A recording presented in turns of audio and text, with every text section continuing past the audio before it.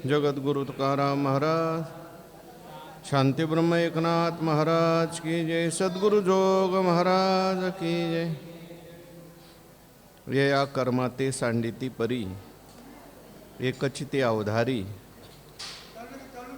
जे करिता न जाई जे हरी फळाशेचे।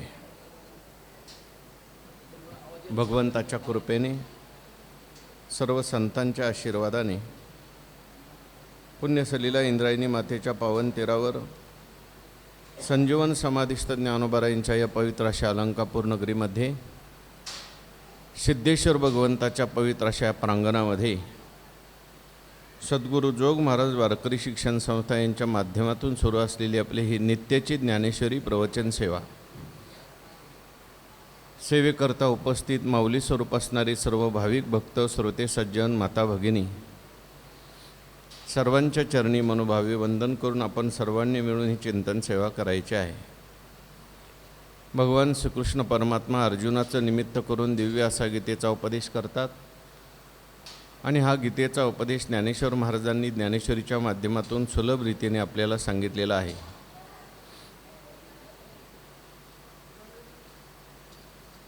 अठराव्या अध्यायाचा आपला विचार सुरू आहे आणि 18व्या अध्यायातील 227 क्रमांकाची ओळी मी वाचून दाखवलेली आहे। भगवान परमात्मा संन्यास आणि त्याग याचं विवेचन करून सांगत असताना खरा संन्यास कोणता आणि खरा त्याग कोणता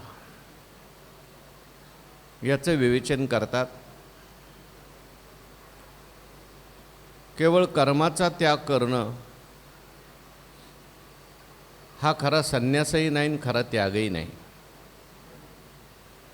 आपल्या वाट्याला आलेलं नित्यनैमित्तिक कर्म शास्त्रानुसार विधीनुसार जे असेल ते करणं आणि ते करत असताना कर्तृत्व अभिमान आणि फलेच्छा सोडून करणं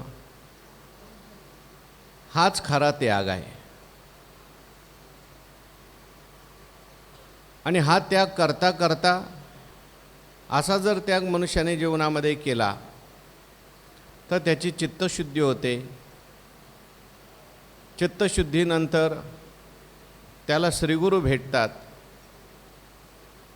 श्रीगुरू भेटल्यानंतर त्याला उपदेश करतात। उपदेश केल्यानंतर त्याला ज्ञान प्राप्त होतं आणि ज्ञान प्राप्त झाल्यानंतर मात्र त्याचा आणि कर्माचा काही संबंध राहत नाही। तोच खरा संन्यासी, तोच खरा त्यागी। एखादा मनुष्य मला कर्म दुःख देत आहे, मला कर्म कष्ट देत आहे म्हणून जर कर्माचा त्याग करील तर त्याला त्यागाचं फळ मिळणार नाही। बऱ्याच वेळेला आपल्याला थोडासा कर्मामध्ये त्रास झाला, दुःख झालं की आपण कर्म सोडून देतो, नको आपल्याला कर्म, एकांतात जाऊ, कुठंतरी निवांत जाऊ, निवांत ठिकाणी जाऊ आणि तिथे भगवंताचं चिंतन करू, असं म्हणून कदाचित मनुष्य आपलं कर्म सोडतो। वैकुंठवासी मामासाहेब दांडेकर असं म्हणायचे, परमार्थामध्ये सगळ्यात मोठा धोका जर कोणता असेल तर तो परमार्थाच्या नावाखाली निष्क्रिय होण्याचा। बरीच माणसं परमार्थाच्या नावाखाली काय होतात? निष्क्रिय होतात, काहीच करत नाहीत। व्यापार नाही, उद्योगधंदा नाही, शेती नाही, व्यवसाय नाही आणि भजनही नाही। त्याला जर विचारलं तू काहीच करत नाही, तुझं कसं काय होणार? तो म्हणतो तुकाराम महाराजांनी लिहून ठेवलंय, ठेविले अनंते झोपून राहावे। हा आळशीपणा आहे। तुकाराम महाराज म्हणतात काम नाही झालो पाही रिकामा। हा रिकामा वेगळा आहे आणि रिकाम टेकडा वेगळा आहे। रिकाम टेकडं व्हायचं नाही, रिकामा व्हायचं आहे। म्हणजे आपल्या जीवनामध्ये असलेलं कर्तव्य प्राप्त करून मग जो म्हणतो आता मला कुठल्याही प्रकारचं काम नाही म्हणजे मला कुठली इच्छा नाही, आणि इच्छा नाही म्हणून आता माझ्या जीवनात कुठलं कार्य शिल्लक राहिलं नाही. कारण प्राप्तव्यम कृतम कृत्यम, प्राप्तव्यम प्राप्तम प्राप्तमित्येव तृप्यती म्हटलेले. कृतकृत्य झालो, इच्छा केली ते पावलो, अशी स्थिती प्राप्त होते. म्हणून कर्माचा त्याग सांगितला नाही, तर कर्मातील त्याग सांगितला. आपण परत परत चिंतन करतो. गीता कर्माचा त्याग शिकवत नाही, तर कर्मातील त्याग शिकवते. कर्माचा केलेला जो त्याग आहे तो जर मोहाने केलेला असेल तर तो रजोगुणी त्याग आहे. शरीराला कष्ट होतात म्हणून केलेला असेल तर तो तमोगुणी त्याग आहे. उलटं झालं. तमोगुणी त्याग म्हणजे मोहाने केलेला असेल तर, आणि रजोगुणी त्याग म्हणजे जर काय क्लेश भयात त्यजेत सकृत्वा राजसम त्यागम नैव त्याग फलम लभे, त्याला त्यागाचा फल मिळणार नाही. त्यागाचा फल आहे चित्तशुद्धीद्वारे मोक्ष. म्हणून मोक्ष मिळण्याकरता पहिली चित्तशुद्धी पाहिजे, आणि चित्तशुद्धी करण्याकरता निष्काम कर्म केलं पाहिजे. कर्मातून मुक्त व्हायचं असेल तर कर्मच केलं पाहिजे. चित्तशुद्धी झाली की परमात्मा आहेच. म्हणून तैसे चित्तशुद्ध नाही तेथे बोध करील काय. एक उत्तरेकडे हंडी बाबा नावाचे संत होऊन गेले. प्रसिद्ध होते, त्यांना लोक हंडी बाबा म्हणायचे, कारण ते हंडी घेऊन चालायचे. हंडी म्हणजे पूर्वीच्या काळामध्ये दिवा असायचा, तो दिवा हंडीसारखा असायचा, हंडीच्या आकाराचा काच, त्याच्यात दिवा, ते घेऊन चालायचे. कोणी त्यांना विचारलं, बाबा काही उपदेश करा. उपदेश करा म्हटलं की ते म्हणायचे, हंडी स्वच्छ करो. पहिले हंडी स्वच्छ करो, पहिले हंडी स्वच्छ करा. दिवा आहेच, देवा कुठं गेलं नाही, देवा कुठं जात नाही, मग प्रकाश का भेटत नाही? हंडी स्वच्छ नाही म्हणून. हंडी म्हणजे काच. काच स्वच्छ केली की प्रकाश आहेच, आत्मप्रकाश, आत्मप्रभा नित्य नवी. परंतु ती अस्वच्छ झालेली आहे कर्मासक्तीमुळे, फलासक्तीमुळे, कर्तृत्व अभिमानामुळे. ती स्वच्छ करायची, आणि ती स्वच्छ करण्याकरता निष्काम कर्म, कर्मे बाह्य मळक शाळे नाही, तीर्थे बाह्य मळक शाळे, कर्मे आभ्यंतर ओजळे, एवं तीर्थे तीर्थ जान निर्मळे सत्कर्मेची, सत्कर्मेची निर्मळे तीर्थे जान. सत्कर्मच निर्मळ तीर्थ आहे. म्हणून चित्तशुद्धी करायची. परमार्थाला चित्तशुद्धी खूप महत्त्व आहे. म्हणून भगवंत म्हणतात की एखाद्या मनुष्याने जर आग्रहाने ठरवलं मी कर्माचा त्याग करील, अज्ञानाने केलेला कर्माचा त्याग हा कर्माचा त्याग होत नाही.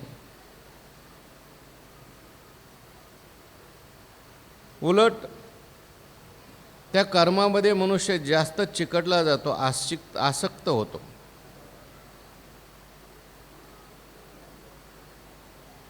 म्हणून नहि देह भ्रताम शक्यम त्यक्तुम कर्मान्यशेषतः यस्तु कर्मफलत्यागी सत्यागित्यभिधीयते. आणि हागा सव्यसाची मूर्ती लाहोनी देहाची, खंती करती कर्माची ते गावंडेगा. जोपर्यंत देहभृत आहे, देह ज्याने ज्याने धारण केलेला आहे, ज्याला ज्याला देह प्राप्त झालेला आहे, तोपर्यंत त्याच्याकडून कर्माचा त्याग होणं शक्य नाही. तो त्यागून घडे कर्माचा, ऐशी आई करू म्हणती तयाचा आग्रहाची उरे. कारण देह आहे तोपर्यंत काही नाही काही कर्म घडणारच आहे त्याच्याकडून. काल आपण पाहून आलो, अगदी श्वासोश्वाससुद्धा चालूच असतात. देह आहे म्हणजे देह नुसता तुम्ही स्थूल देह घेऊ नका, सूक्ष्म देह आहे, कारण देह आहे. कदाचित हे शरीर पडलं तरी ज्ञानोबाराय म्हणतात, जिता मेलिया न ठाके या रीती. कर्म करणं जिवंत माणसाला तरी कर्म थांबवणं शक्य होत नाही, पण मेलेल्यालाही कर्म थांबवणं शक्य होत नाही.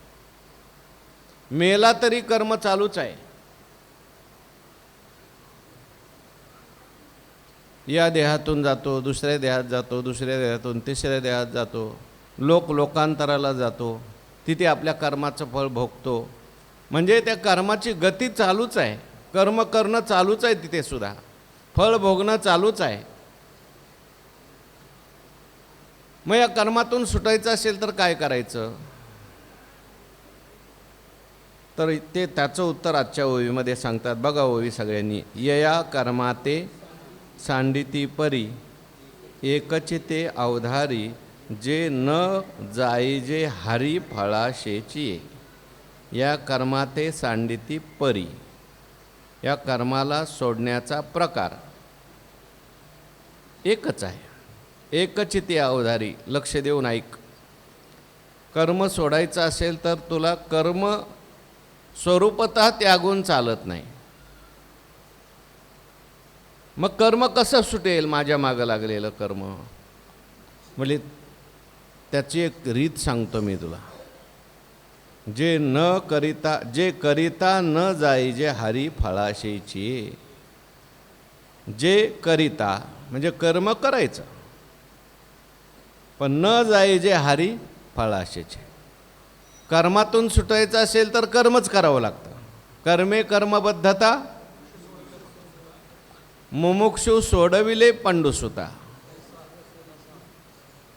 कर्मातून सुटायचं असेल तर कर्मापासून पळून जायचं नाही,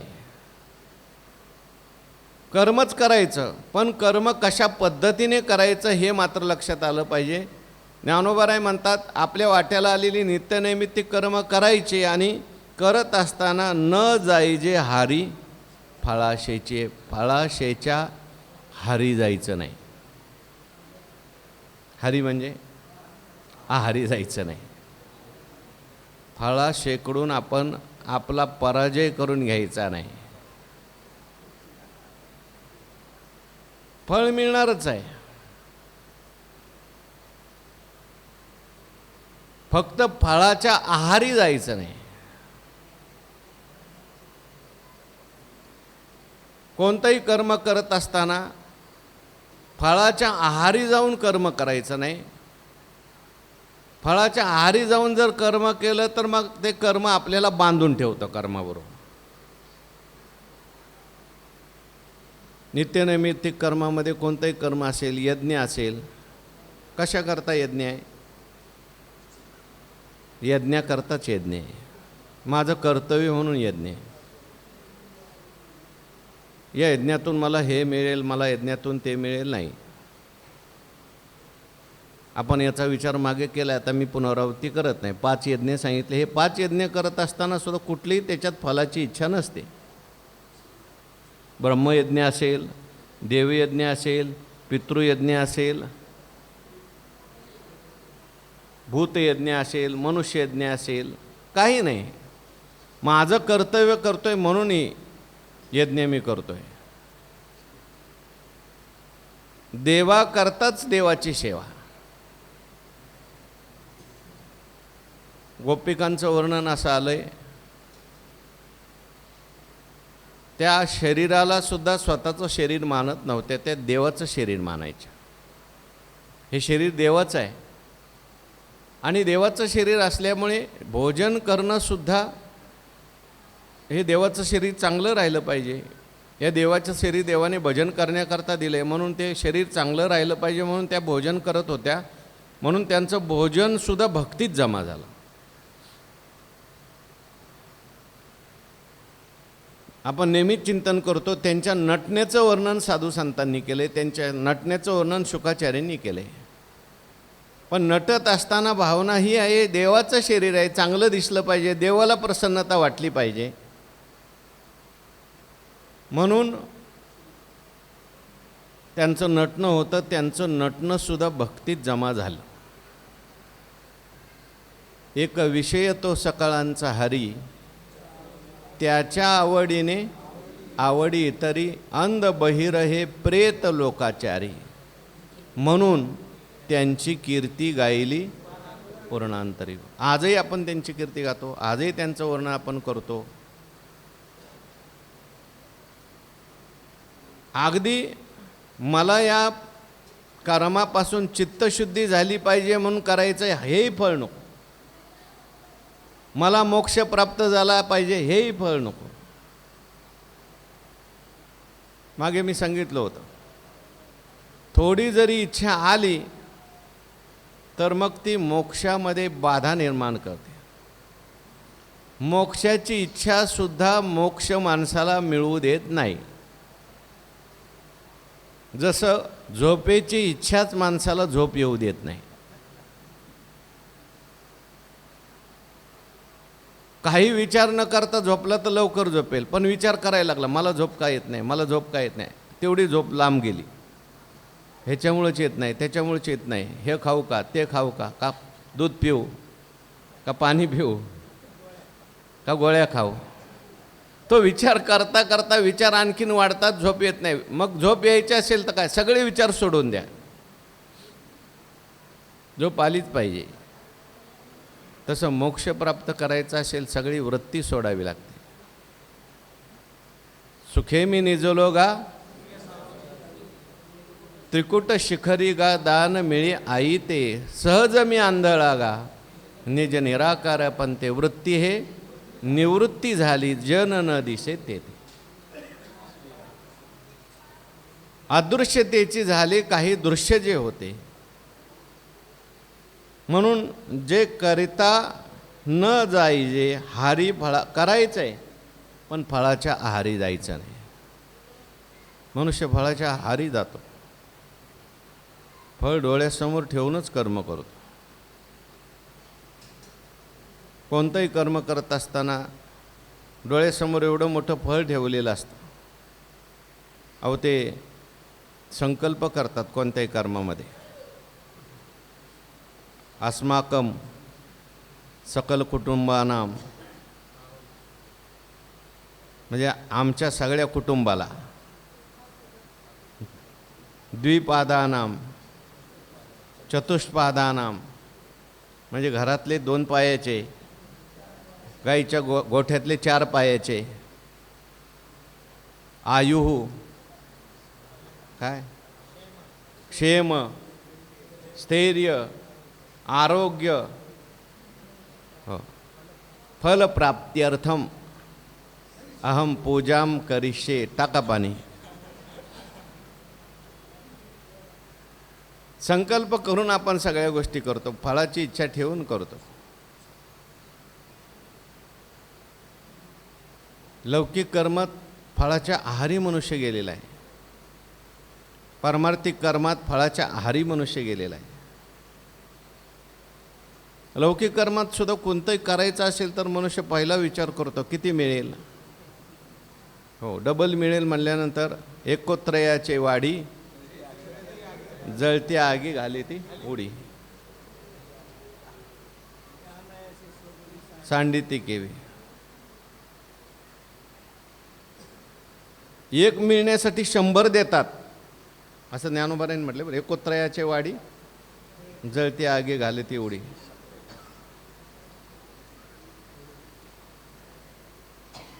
म्हणजे काय, फळाची खूप इच्छा आहे माणसाला, फळाच्या आहारी गेलेला आहे मनुष्य,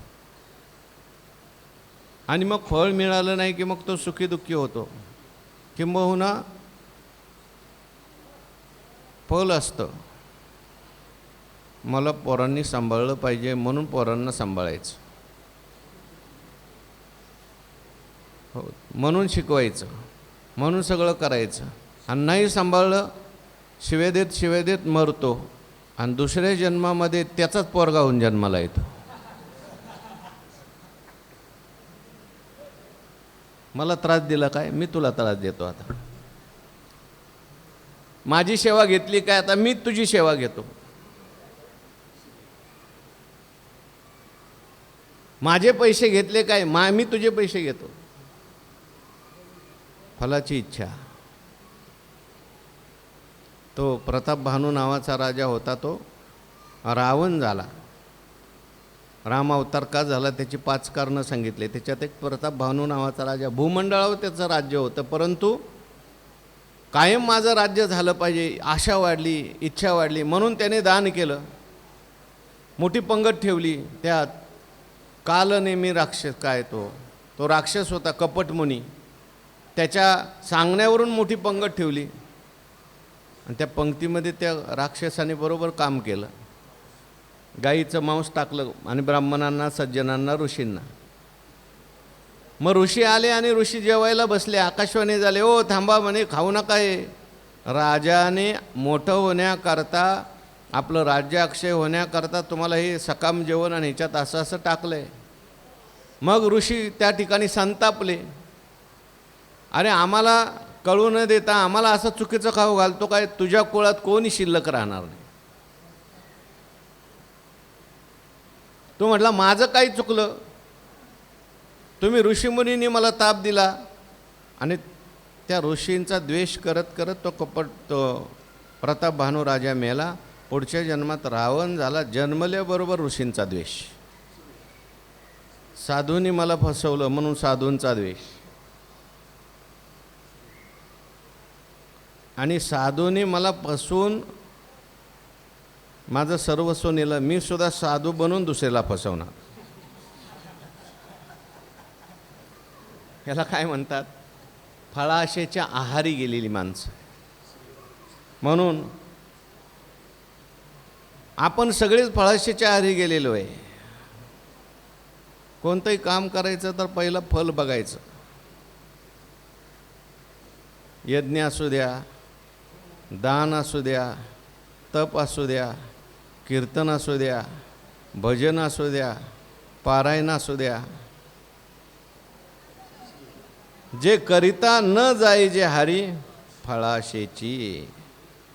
मग फळाशा सोडायची कशी, कोणाला द्यायची? फळाची इच्छा करायची नाही, पण त्याला काही युक्ती आहे का? ज्ञानोबा युक्ती सांगतात. पुढच्या ओळीत वाचा.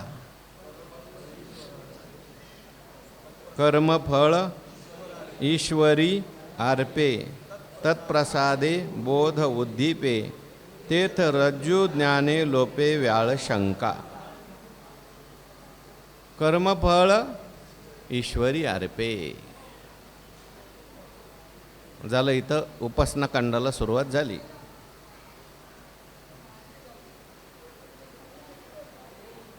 कर्मयोग झाला ज्ञानोबरायांचा सांगून 18व्या अध्यायातला. थोडक्यात कर्मयोग, परत ज्ञानयोग, उपासना, परत ज्ञानयोग आणि मग परत विस्ताराने. जसं भगवंतांनी पूर्ण गीतेमध्ये सुरुवातीला थोडक्यात ज्ञान सांगितलं, लगेच कर्मयोग सांगितला, नंतर उपासनायोग सांगितला, ज्ञानयोग सांगितला. कर्मफळ ईश्वरी अर्पे, हे कर्मफळ अर्पण करायचं. कोणाला अर्पण करायचं? ईश्वराला अर्पण करायचं. तया सर्वात्मका ईश्वरा, स्वकर्म कुसुमांची वीरा, पूजा केल्या होया पारा, तोषा लागी मग ती ये पूजे, रिजलेनी आत्मराजे, वैराग्य सिद्धी देजे बसाये तया. यत करोशी यदशनासी यज्जुहोसी ददासी यत तपस्यसी कौंतेय तत्कुरुष्व मदर्पणम. जे जे काही व्यापार करशी, का भोग हान भोगीशी, अथवा यज्ञ यजशी नानाविधी,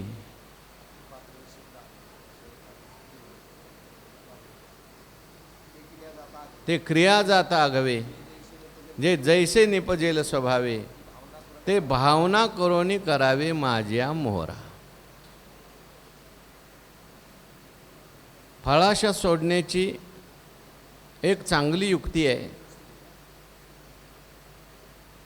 फलाची आपण इच्छा करतो, ते आपण इच्छा न करता कर्मफळ ईश्वरी अर्पे, कर्मफळ जे आहे ते काय करायचं, ईश्वराला अर्पण करायचं. मागे आपण पाहून आलो, ईश्वराला अर्पण करायचं म्हणजे काय, ते काय वस्तू आहे का? नेलं फुलं दिलं देवाच्या पायावर ठेवून, नेला नैवेद्य दिला देवाच्या पायाजवळ ठेवून आणि परत आणला 5 मिनिटांनी खायला सुरुवात केली, ती काय वस्तू नाही. कर्मफळ अर्पण करायचं म्हणजे काय, आणि देवाला तरी का अर्पण करायचं? देवाला अर्पण केल्याने ते नष्ट कसं होईल?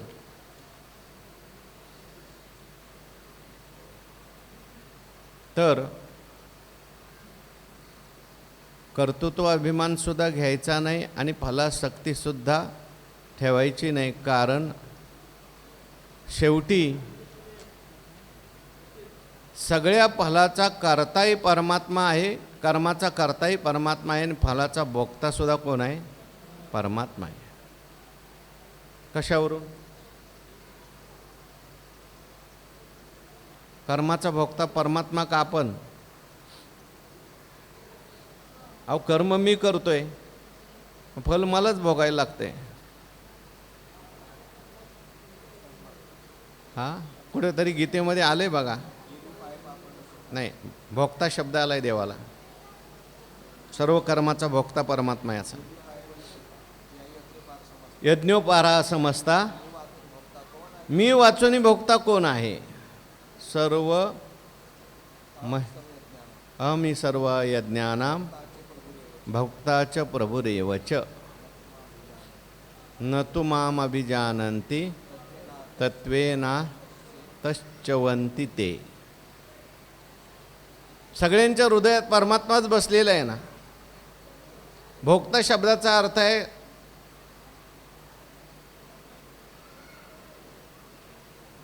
भोगण्याला सुद्धा कारण तो आहे.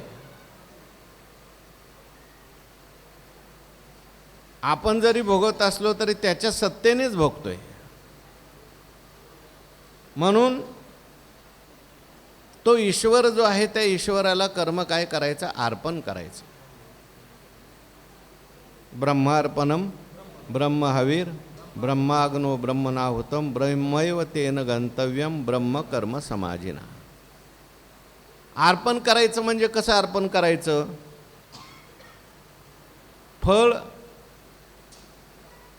फळाची इच्छा आपण करायची नाही. हे कर्म मी ईश्वराच्या सेवेकरता केलेलं आहे, ईश्वराची सेवा म्हणून केलेलं आहे. फळ मिळेल किंवा न मिळेल, सर्वथा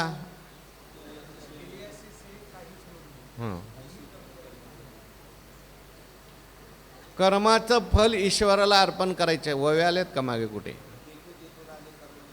दे तुला लेख कर्म निपजे ते तुले आदि पुरुषी समर्पिजे तरी ते परिपूर्ण सहजे झाले जा. देवाला समर्पित करायचं. कायेन वाचा मनसेंद्रियेर्वा बुद्ध्यात्मना वानुसृत स्वभावात करोति यत् सकलं परस्मै नारायणेति समर्पये तत् किंवा समर्पयामी. जे काय आहे ते कर्म, नाथ महाराजांनी तिथे सगळी कर्म कशी ईश्वराला समर्पण करायची त्याचं उत्कृष्ट मार्गदर्शन केलं. क्रिया कशा समर्पण करायच्या, दान कसं समर्पण करायचं, यज्ञ कसा समर्पण करायचा. समर्पण करायचा म्हणजे त्याच्या उद्देशानेच करायचं. करता करविता तो आहे जाणायचं. झाल्यानंतर सुद्धा परमात्म्याच्या सत्तेनेच हे सिद्धी गेलं असं म्हणायचं. आणि फळ ईश्वराला अर्पण करायचं म्हणजे आपण त्या फळाची इच्छा करायची नाही. हे कर्म मी ईश्वराला दिलेलं आहे. मग काय होईल त्याने? ईश्वर